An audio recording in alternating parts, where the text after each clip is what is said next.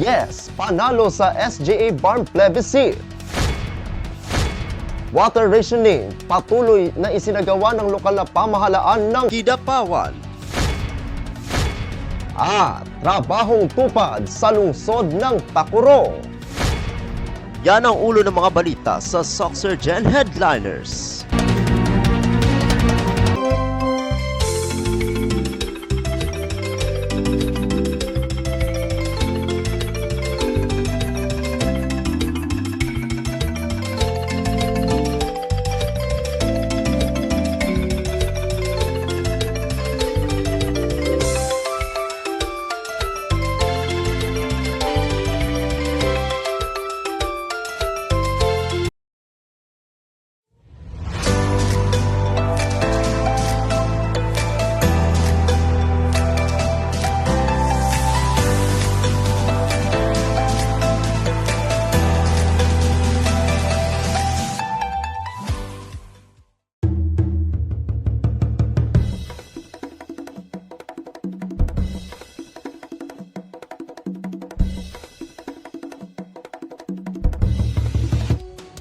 Magandang araw, South Central Mindanao.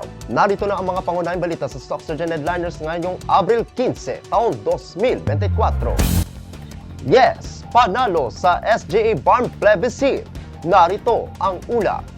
Panalo ang yes vote sa katatapos na plebisito sa 63 barangays na naglalayong makabuo ng 8 panibagong munisipyo sa SGA Barn. Ito ay base sa Monitor Activities Recording System ng Commission on Elections. As of 10 p.m. noong ika-13 ng Abril taong kasalukuyan, nakasaad sa voters turnout na tapos na ang counting at canvassing ng mga boto. Mula sa 63 barangays at 67 voting centers, umabot sa 81.10% ang total turnout ng mga botante o nasa 72,658 ang bumoto o lumahok sa plebisito. Narito ang resulta ng canvassing base sa datos ng COMELEC.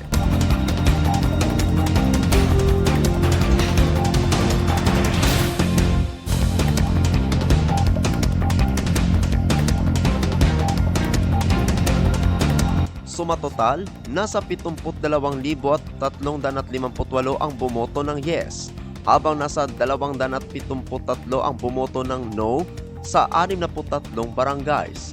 Sa kabuuan, ay naging generally peaceful naman ang plebisito ayon sa pamunuan ng Cotabato Police Provincial Office. Ako ang inyong kaibigang Apolinario Valencia para sa Soxurgen Headliners. Water rationing, patuloy na isinagawa ng lokal na pamahalaan ng Kidapawan. Narito ang ulat. Tuloy-tuloy sa kasalukuyan ng City Disaster Risk Reduction and Management Office o CDRRMO sa pagpapatupad ng water rationing para sa mga magsasakang apektado ng El Nino. Una nang ipinag-utos ni Kidapawan City Mayor Attorney Jose Paulo M. Evangelista ang agarang tulong para sa mga apektadong magsasaka. Makakatulong ang supply ng tubig na ibinibigay ng city government para may pandilig sa mga gulayan ang mga magsasaka sa barangay ng Amasyon, Gayola at Binuligan, habang patuloy na nanalasa ang El Nino sa kanilang mga taniman. Tuwing araw ng Lunes, Miyerkules, Biyernes at Sabado, ang schedule sa Purok 7 ng Barangay Amasyon at mismong ang CDRRMO ang pumupunta sa mga vegetable farms para mamigay ng tubig. Habang mga araw ng Martes at Huwebes naman ay nasa Purok 4 ng Barangay Gayola at Binuligan, ipinatutupad ang water rationing. Patuloy naman ang pagtanggap ng request ng CDRRMO mula sa iba pang mga barangay na nangangailangan ng tubig para sa kanilang mga taniman. Ako ang inyong kaibigang Apolinario Valencia para sa Soxurgen Headliners. Para sa uling balita, trabahong tupad sa lungsod ng Tacurong. Narito ang ulat. Nagsimula na sa kanilang 10 araw na trabaho ang 110 na benepisyaryo ng tulong panghanap buhay para sa ating disadvantaged workers o TUPAD, programa na ipinapatupad ng Department of Labor and Employment o DOLE. Kabilang sa kanilang trabaho ang soil preparation at bagging of seedlings sa plant nursery ng City Environment and Natural Resources Office sa Barangay Upper Katungal nitong lungsod.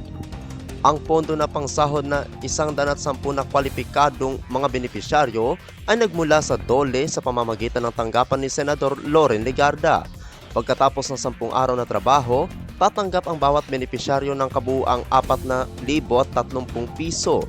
Pinasalamatan naman ni Mayor Joseph George L. Lechoncito, MDDPA, ang DOLE at tanggapan ni Senador Legarda dahil sa pagbigay ng temporary employment para sa mga naninirahan sa lungsod. Pinapangasiwaan ng DOLE SK Field Office at Public Employment Service Office Tacorong ang pagpapatupad na naturang programa. Ako ang inyong kaibigang Apolinario 30 Valencia para sa Soc Surgeon Headliners.